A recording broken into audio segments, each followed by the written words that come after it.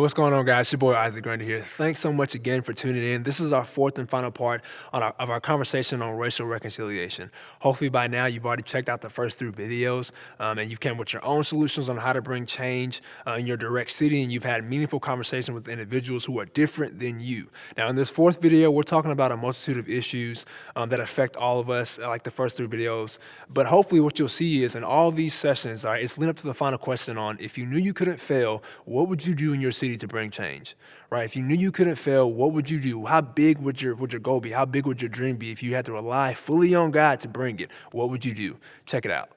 Because of the time constraints, I'm going to continue to move really, really fast. I know you want to say something, Antoine. I'll get to you in a second. Derek, I want to ask you this.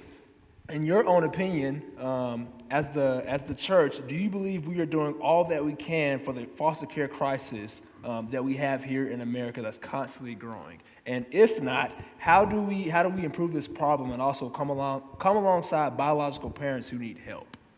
So do you believe the church is doing all that it can for the foster care crisis that we have here?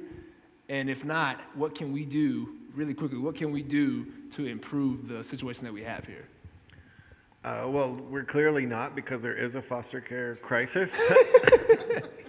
Excuse me. So, the biblical command is to care for the widows and the orphans. And if we're actually living that out, there would not be kids that didn't have a home. There would not be someone that needed a place to live. And, I've been learning a lot over the last few years about foster care, and that it really wouldn't take many people in the church to just step up and it would just end. It would end. It's actually a very fixable problem, and it seems huge, but it wouldn't take many churches in each county to step up and say, we will care for these children, and they would be in loving Christian homes. And so one step that our church has taken is to partner with an organization that helps bring foster kids into Christian homes and then provide a place for those families to come together.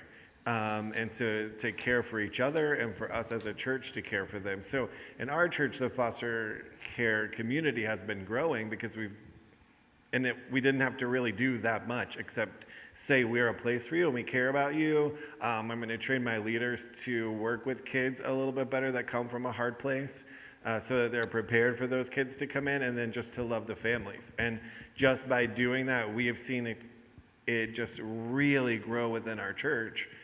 With very little effort. So if other churches would do the same thing and take that effort and reach out and let people know that it's important that we do it, and that we support. Maybe you can't take a kid into your house. Like, a lot of people can't do that right now, but they can care for the parents who can, and step in, maybe take them to doctor's appointments and counseling or respite care, those kind of things that they would need. But it's just simple things of just showing we care and that we can do something.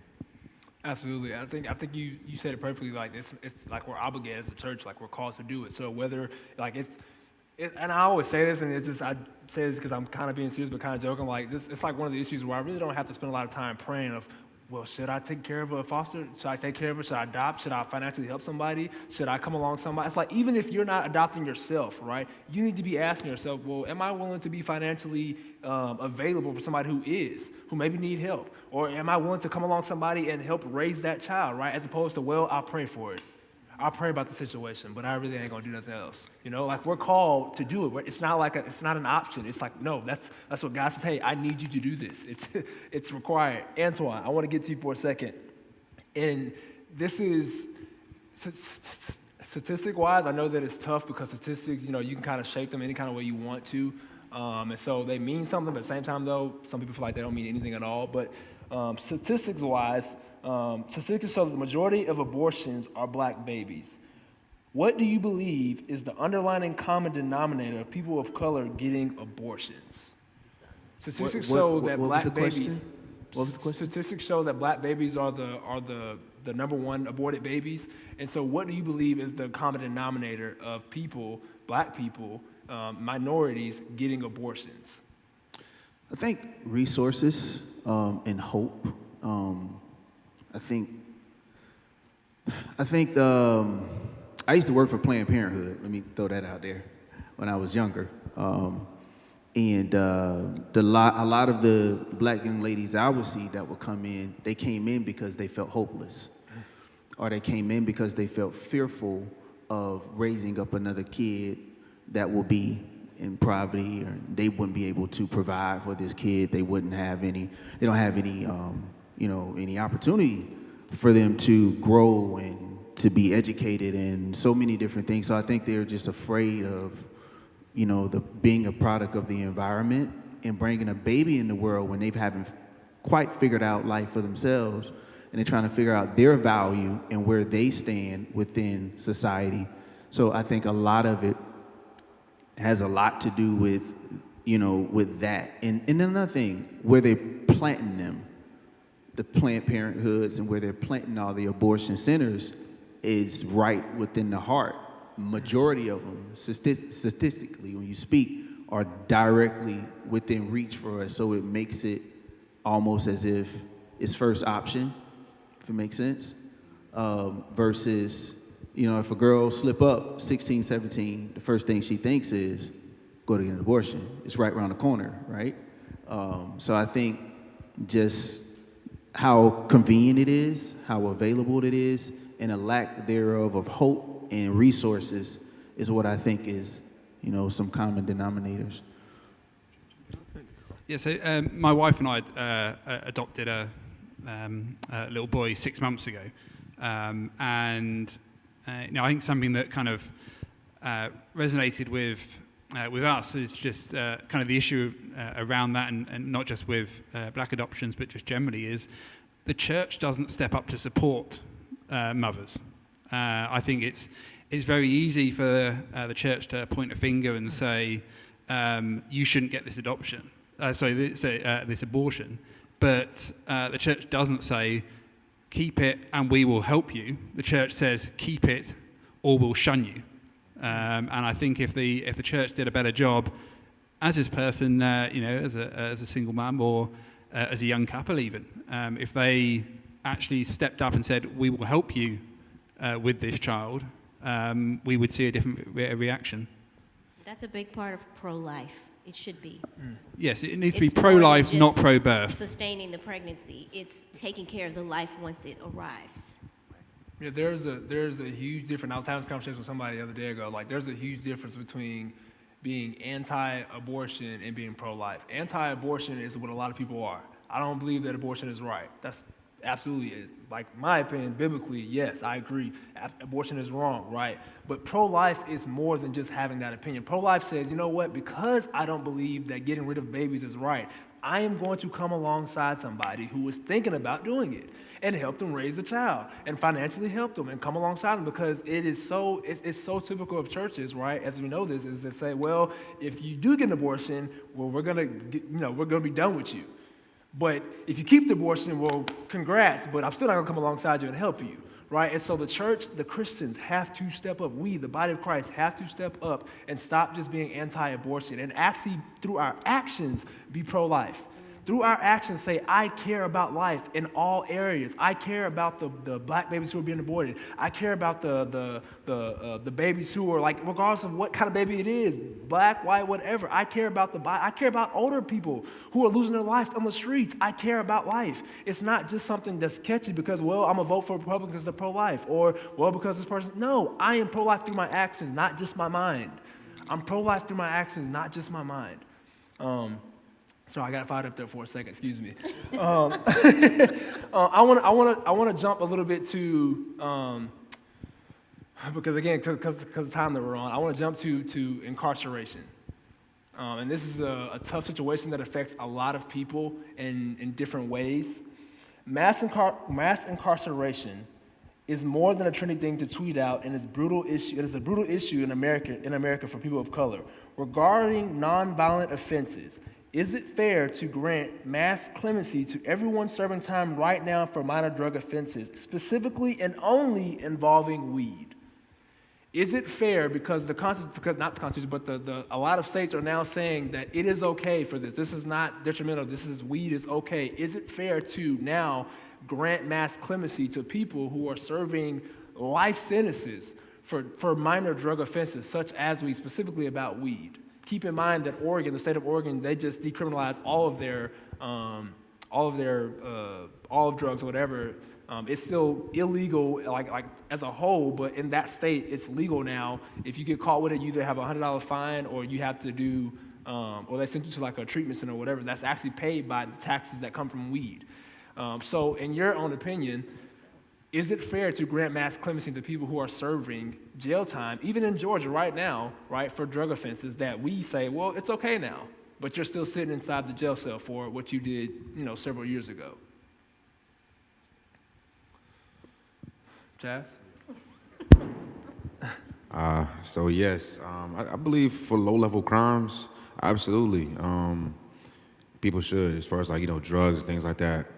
Now, going into other crimes as far as like, if you're a threat to the community, things like that, yeah, absolutely, those things, you definitely should pay the price for that. But as far as like low-level crimes, I don't feel like maybe somebody who was 20 years old and, hey, I was a college student and, I was, hey, smoking weed at the time. I don't think they should be punished for their future and set back in those opportunities. Hey, I'm a mature adult now. I was, young adult, just having fun at the time. I don't think they should be in trouble or be set back because of those young decisions that they made at those times. So that's just how I viewed it, that's just how I viewed it at the time. I do know that, weed, it's still, as far as like the Christian life is definitely looked down upon as far as that. But as far as, the law, I don't believe people should be punished for those low-level crimes. Me personally. And one last thing, as far as that, the reason I do say that is because I feel like I don't believe people should be mass incarcerated or sit in jail for those crimes. I believe there's certain crimes people should be sitting in jail for, and there's certain crimes where you can get people help for. So there's just ways to just redirect everything, and that's the reason I do say that. Yeah, in Oregon, it's not that they're just sending people to these treatments or whatever, right? So the whole idea behind Oregon, supposedly according to the research, the whole idea behind them decriminalizing all the drug is to actually be proactive in trying to help people not just get off of drugs, but also not get on drugs, right? And so their whole initiative, in my perspective, at least in my opinion, like I feel like that's one of the areas of the church. Why didn't the church step up and have that idea? Like, why didn't the church say, hey, we got to work collectively to because we have power citizens who can legally vote and make changes in our government, right? How come like that? Those are things that the church should be collectively doing and working towards. And that doesn't mean that there weren't Christians, in Oregon who did that, who were part of that, right? But as a whole, those are one of those things like, man, how cool would it have been if the church was a major part of that, of saying, hey, we're not just gonna. If you're on drugs, man, even though we disagree with it, I would much rather come alongside you and help you get off than just to punish you for generations, right? Or just to say, you know what, because you messed up or because you're addicted, well, you're going to hell, you're done for life, I'm done with you, Like the grace aspect of it, it's like we want grace for ourselves, but we really, to be honest, we suck at giving grace to other people. We suck at coming alongside people and loving them out of their situation. We just like to say, hey, get there, this is where you need to be, but good luck getting there, but I'm not going to help you. The church has to be active. That's a mouthful. Probation, and this is kind of long, probation is seen / used as a preventative tool to decrease future offenses and therefore more jail time. But in reality, statistics show that this is not the case.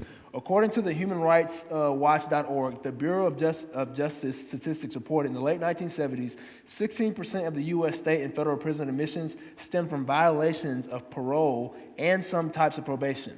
This number climbed to a high of 36% in 2008, and in 2018, the last year for which data is available, was 28%.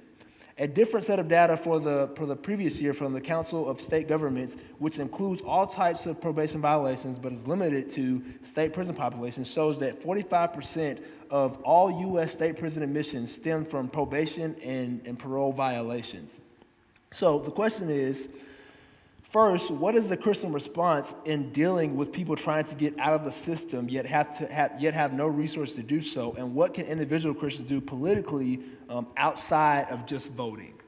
So I have not me being convicted, but like my sister, I have, my sister and a couple other family members who were, who've had charges, and it was extremely hard, specifically one of my younger sister, it was extremely hard for her to get off of probation. And she would serve jail time simply just because she couldn't pay the fines, right? She would serve jail time just because she couldn't pay the fines. And so I have witnessed firsthand how hard it is to, even when you're done with doing crime, even when you're done with that life, and you try to turn over a new leaf, you try to take a step forward, the system holds you in place to where it punishes you, even if you can't pay the fines, right? You go back to jail, or if you move addresses, as some of those researchers are saying, like if you move addresses and you're on probation or parole, they can put you back in jail for that because you didn't notify them, or you didn't show up to this meeting, or whatever. Like, it's easy. It's harder than a lot of people think to just get out of the system and turn a new leaf. So what, from a Christian standpoint, what can we do in our power to change that, if we can do anything at all to change that? Well, I think it's going back to a lot of the topic today of just coming alongside people like that, just coming alongside them and helping them in whatever ways we can. If they have a court date and they can't get there, well, why aren't we driving them to that court date or helping them in that way? Or if they have a fine that they have to pay, help them with that. You earn half of it and we'll help pay the other half. Whatever that is. I mean, again, it's just coming alongside people and helping them through those things and helping them through that process of getting off of probation. Absolutely. I'm wondering too. I mean, I think a lot of what we've talked about today, still it all comes down to proximity. So are we involved in the lives of people who are on probation? I mean, they're probably not, maybe less chance to seek out the church because there's not a lot of welcoming that we're doing. And through all these things, we've been pretty hard on the church today. I think we, right? Because all of these things are big issues that no one's figured out, right? No one's figured out any of these issues. And a long time ago, I heard that the local church is the hope of the world.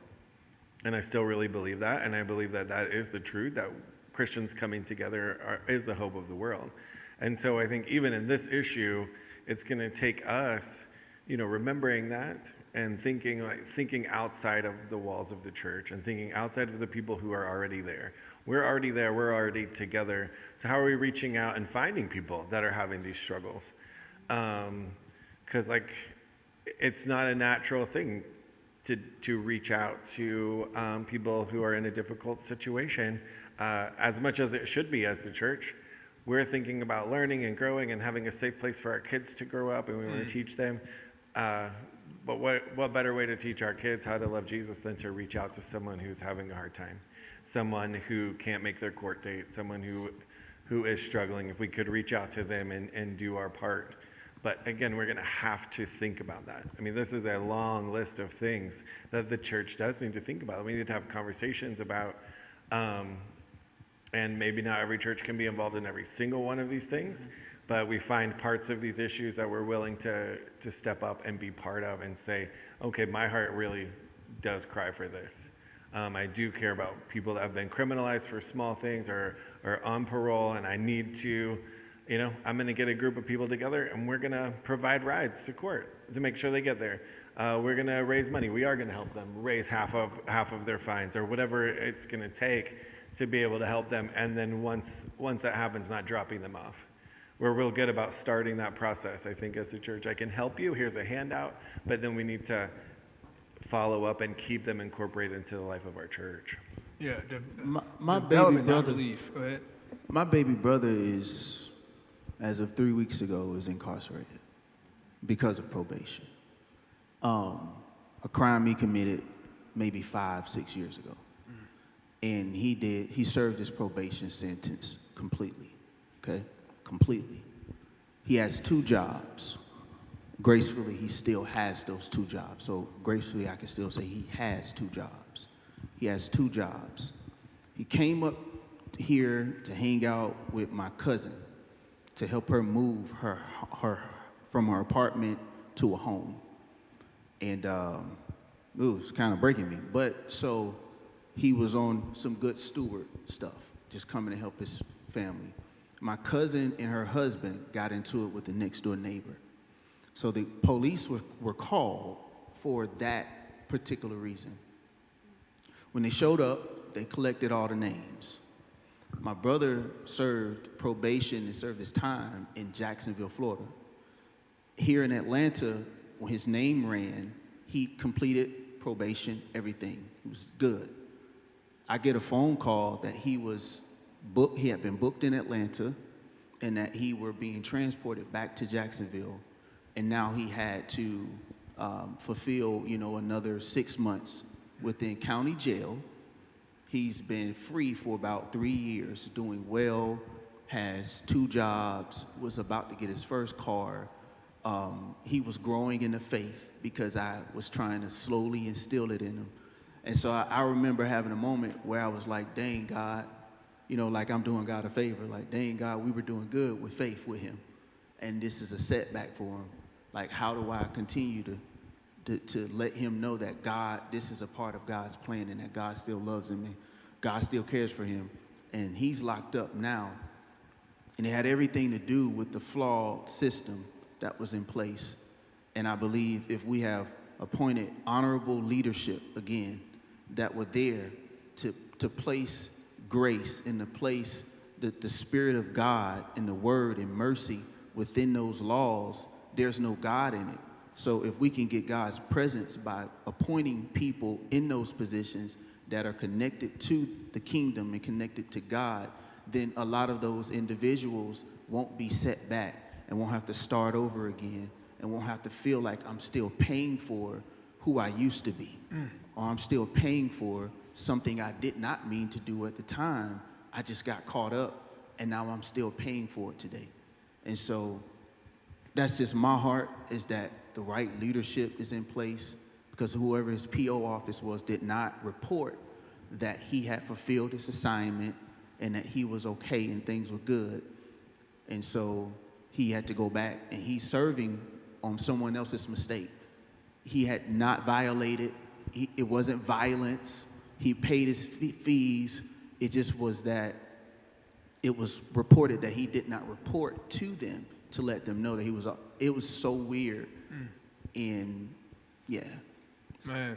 Yeah. Just you gonna say something? Yeah, I will add what you guys said there. It's like Derek said, as leaders, and you talk about leadership, we are leaders. We start with our home, with our kids. So when you're there, because those issues is very embarrassed for some people and very personal, they're not gonna go and share those things. But when you build that relationship, they're gonna go to you. And when they see you as a leader, they trust you as a leader, they know you can do something about it. It happens a lot with the Hispanic community here in Cherokee. A lot of this Spanish community, they driving with no driver license. They be pulled over, they're being arrested, and that's correct, that's right. But even through that, we try help them. The church, we get taxis to them. They can go to the core and do what we gotta do. But the main thing is to be there and teaching them there's no right, that when you do something illegal, you can have consequence. And I know a lot of them, they do that because they have to, and I believe a lot of the people, African American and Spanish, a lot of the time they have to do things because they have to. They have to provide to the family. They have to do some things. But when we're there as a Christian, as a leadership, and helping them, but at the same time teaching them, it's a different path you can go, and you're gonna be safe. You're not gonna have those problems. I think we will make a difference as a Christian. Yeah, absolutely. Like Antoine said, it's tough because his brother didn't do anything wrong, and I feel the exact same way, man. Having somebody firsthand that that you're close to, that you know personally, right? It affects you, because you're like, man, that person didn't do anything wrong, right? And it frustrates you when people say, well, they just need to try harder, like people who are in tough situations. You just need to try harder. I got to where I was because I worked hard. But it's like, man, you don't even understand. Like, I am trying hard. I did everything I did everything I could in my power, and I still the system still affected me, and it wasn't even my, it wasn't even my fault. So it's like, to tell somebody to try harder and when they're in a tough situation, it's almost like a slap in the face, especially when you don't know somebody personally. You don't know what they did to get to where they are, and to have things that they have. Like, you don't know unless you have a close relationship with that person and you ask them, like, again, what is it like to be you? What have you went through? We'll end with this very last question. I want everybody to answer this as quick as you can. Don't make it too long. If you could do anything to build a bridge in your actual city and knew you couldn't fail, what would you do? If you knew you couldn't fail, what would you do in your city to build a bridge? And it could be anything. It could be something absolutely fantastic and way crazy. Did you make it would never happen? Or something that says, something that's very, very small. Whatever the case may be. If you knew you couldn't fail, what would you do to build a bridge in your city? Well, I can start. And I think, like I mentioned before, I think it's what I'm doing, because that financial literacy, like you mentioned before, I think it's the key. Because when we look at most of the issues that we discussed today, most of them come from poverty. And so I think it's not wanting everybody to be the same, and obviously not everybody can be rich. That's not the point. The idea is having stability. I mean, never being in a situation when you have to get an abortion because you can't afford, because you think you're gonna have an awful life for you and your kid. It's never to be in a situation when the only thing that you can do is commit a crime. And whether you're American, whatever color, or immigrant, I think that when we get to action, a lot of things is money.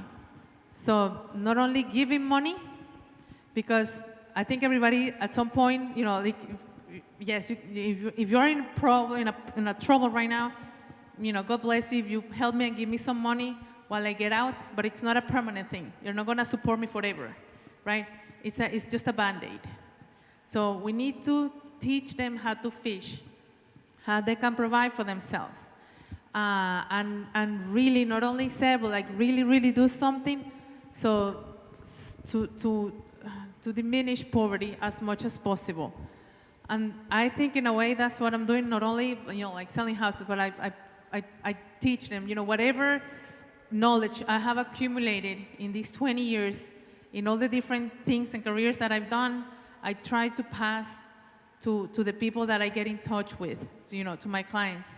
So they, all the trouble that you go in the beginning and all the missteps and all the falls that I went through, they don't have to go through, or less. I hope, that it's gonna be easier for them. So that's my bridge, I think. It's knowledge. I'm not saying that I know it all, but I think God has blessed me with an ability to look for information, and I try to find solutions. And that's what I'm trying to do every day. We'll go that way and come down this way. So Heather, put you on the spot. Let's go, quick and fast. Let's go. To bridge our communities is, to just, I think, in a lot of ways, bring it back to the basics. Love one another, embrace one another for who they are, and appreciate one another and each of our talents and each of the things that we have been given by God. And stop focusing so much on the differences, but start focusing more on the things that we are connected with and those things. I believe that you can find a similarity in every person that you meet, and I just feel like that's what we need to be doing too. Jay? For me, it would be just bringing trust back in the communities, between the police and the communities, and just show people that, hey, I'm just like you. When I'm off of work, the only thing different between me and you is I have a different job than you do. You like UGA? Other than that, I do the same things y'all do, in the community. Go out, watch sports, do all that, but just bring that trust back that, hey, we're not all bad. Antoine? I run for office. I'd run for some type of office. I don't know what. I don't care. I go for mayor or something. And then I will put a whole bunch of programs in place for minorities and for people that need resources, I will go crazy with the budget.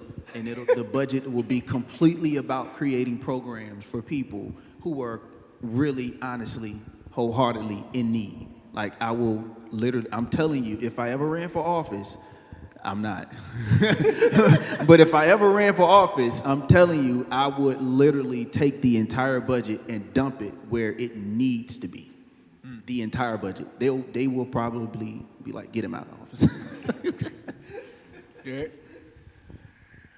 I guess for me, I really do believe in the power of story, and I believe that people can change. I mean, I wouldn't be in ministry if I didn't believe that, if I didn't believe the stories of people in the past weren't affecting people in the future. So finding ways to connect people to another person's true story. So here today, like, this was amazing, right? I already want to know more about each of you. Like, I want to know where you came from, and you're just hearing these parts of life that are so different than mine.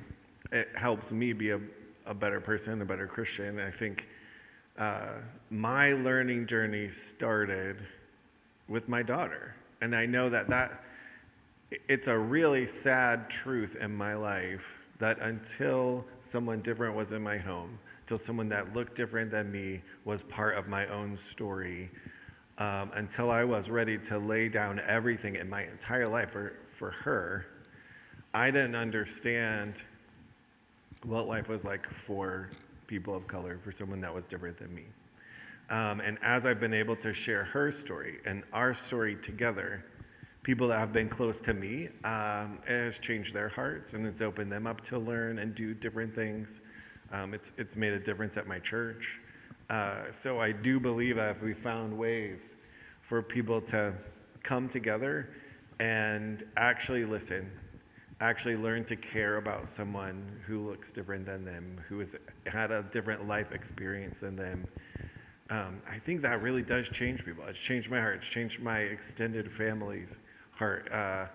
It changed my racist grandfather to have a black granddaughter, great-granddaughter,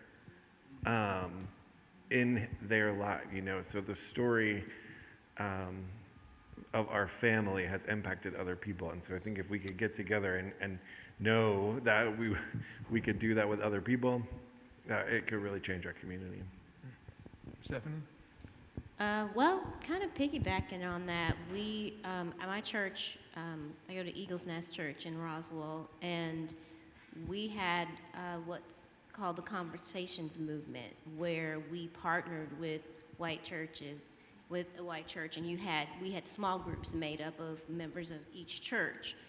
And so, and there was a lot of honest dialogue and a lot of honest communication. And I just think maybe on a larger level, like that should just be the norm, where churches, you know, it's not just what we're doing over here at Eagles Nest and what this church is doing over here. I think I would like to see the church, capital C, come together more often. And I would like to know, hey, I know a lady who, you know, would like to foster, I'm going to refer her to this church, or I know someone who's trying to learn English, I'm going to refer, you know, and just making the churches more of a network for the community. And, you know, because it's true, every church can't do everything, but if I know your church has a fabulous prison ministry, or I know your church has, you know, even a great teen ministry, I'm not going to be so, I hate to see the churches be so autonomous with, you know, our teen ministry is the best, and I'm not sending my teens over to that church because then we don't look as, you know, it's just ego. I would like to see the churches come together to actually help and be present in the communities, using each one's own strength. The body. I mean, if you're a head, be a head. If you're a foot, be a foot. You know what I'm saying? I would like to see that. So we'll go Hernan, then we'll go back there. All right, well, for me is get out of my comfort. I read a book, title is Get Out You Donkey. So when we live life, our comfort, and try help others, not think so much ourselves, I think that's the bridge I can bring. Specific more in the Hispanic community, because where I feel God want me to impact the most right now. And going with what you guys say, the church be united. And when I said the church, I really said the people. Okay, as a leaders, be united to reflect God wherever we go. So. Chaz? Yeah, and just to piggyback what you said earlier, man, I definitely agree with you as far as like the church just like evolving when it comes to handling situations as far as like abortion. You could be pro-life. A lot of times back, just going back to the roots of the church, a lot of times people would exile people who wouldn't, live up to their standards as far as, hey, I'm a drug user, or hey, I had an abortion. So as far as me, definitely be into the church. And also another way would be education as well. A lot of times I feel like teachers in the classrooms, they could have that uncomfortable conversations with the students as well. That would be another great way to get those students, to be able to see eye to eye, like, why does my friend, think like this? Or, because a lot of times I feel like maybe in the schools, maybe potentially people are taught maybe a certain way as far as, the history and everything, but I feel like they need to have those conversations as well, in them as well. So that's just what I think. Tom? Just continue to evolve. Yeah, I was going to, what you were saying about the education, I think just kind of, just educating people and around what kind of the prejudice in their life is like, because as we kind of, talked about earlier, how that's the start of it, and actually trying to open people's eyes to the differences between us. That's not a negative thing, but that's a God-given positive thing that if we can kind of start to realize that at the prejudice level, we can tackle it before it moves on to discrimination and racism. Ultimately, racism, hatred, lack of empathy, division, mistrust, corruptness, it all comes down to a lack of discipleship and Christians getting out of their comfort zone to live life among people that don't look, dress, talk, think, anything like ourselves. That's what it comes down to. And in the book, as I mentioned earlier, When Helping Hurts, it talks about how the four relationships with God, with self, with others, and with the rest of creation, it's all off when sin entered the world. And so, as one of you guys mentioned, like it comes down to us, like when you ask the question of who is in poverty or who's the poor person, it's all of us. Because all of us, in some form or fashion, our relationship is off. We're missing the mark. We're not hitting it correctly in our relationships. And so every single person, in some form or fashion, is poor, right? It's not just from a materialistic standpoint. It's also from a spiritual standpoint. It's also from a relational standpoint. Like it goes deeper, and that's due to a lack of. Like I said, it's number one, when sin entered the world, but also due to just the lack of us being uncomfortable, right? And doing life with each other, being in the community where it's normal to have police officers in my community, where it's normal to have immigrants in different places and whatever. Like it's normal to have a diverse community doing life together. Then also, as Stephanie said, she hit it perfectly. Like the church, right? We don't have to do every single thing, right? But we have to do something. And the left hand has to talk to the right hand. And so if you have a community in your church, it's a bunch of teachers. And then right next door, you have a church of business leaders. Well, they need to talk and collaborate. Hey, we send all your children to this, we have tutors here. And hey, we're going to send some of our people who need jobs because you're business owners or whatever, right? Like the left hand has to talk to the right hand if we're going to progress and develop our communities, not just hand out relief after relief after relief and nothing changes. So here's what your call to action is, if you're wondering. We encourage, number one, and this is not set in stone and it's not the end-all be-all, but these are some things that we believe that could help, right? Number one is we encourage all of our pastors in Cherokee County to commit to doing a month-long active racial reconciliation activity or program. What that means is, as Stephanie kind of talked about it earlier, right? What that means is it's an active. It's not just a one-time little series. It's not just a one little message. No, it's active. We're collectively, at least for a month long, coming together to be the body of Christ, to have tough conversations, to get to know each other, like to get to, like I didn't know Derek before this year, right? And unfortunately somebody introduced me to him and now we're friends and now we talk. So that's one of the things that you can do as a church collectively that you can do, especially if you're in a leadership position, like if you're a pastor or a associate pastor. Also, we encourage each church in Cherokee County to commit to doing a twice-a-year service mixture of their church and a church that is predominantly racially and culturally different than their own, right? We've seen in the past where churches come together, but sometimes it doesn't work out well because it maybe just be one day or it's not really that diverse. Be intentional about, hey, you know what, we're going to go to, if we're a black church, I'm intentionally going to seek out the whitest church I can find in my community. All right? If I'm a white church, I'm going to seek out the blackest church I can find in my community, and we're going to mix together, right, to be the true biblical picture of what the body is. We encourage our Cherokee County police officers to adopt the block, right? This means that you have an opportunity as police officers collectively say, you know what, we're going to be showing up in neighborhoods to where it's normal for us to see our faces. Not just when they get in trouble, not just when they call us, but hey, I'm going to be a part of at least one annual cookout in the neighborhood. I'm going to claim it for myself. I'm going to go into this neighborhood. I'm going to make, it doesn't have to be 12 different neighborhoods, just one neighborhood. And I'm going to make sure that I know every single person in that neighborhood. So when I do get called, they know, oh, thank God you're here. Thank you so much. I know who this person is. It makes a huge difference. And then lastly is this. Lastly, and most important, we encourage each and every single individual who will come across this video, especially Christians, to step up and do something. We can't do everything, but we can always do more, right? A real church should not be determined by how good one day of the week is. A real church is determined by, it determines its worth by how much it is transforming the community the other 6 days of the week. Right? That's what a real church is. It's not just on one day of the week where we get together and say, woohoo, we fired up, yeah, let's go, right? It's about what did you do for those first 6 days, or technically the last 6 days of the week. And then Sunday, now you can celebrate. Now you can come together. Now it feels like, man, we need this. I miss you. Wow. Right? We're doing this, we're doing that, we're hitting the mark, right? We're not perfect, but we're doing what we can do. Right? That's what a church is. It's not just a one-day-a-week thing. It's a 7 days a week, 24/7, transforming communities, right? And being effective in all that we do. I hope when you're watching this, I hope that you have learned a lot from all these individuals up on the stage. I hope you've seen their hearts. I hope you have gained a new perspective. But most importantly, I hope that it impacts you to treat someone differently. Maybe you have a conversation with somebody in your community that you didn't do it before with. Maybe you go to somebody who you can't stand. You say, you know what? Man, I just want to hear what it's like to be you. I just want to hear your story.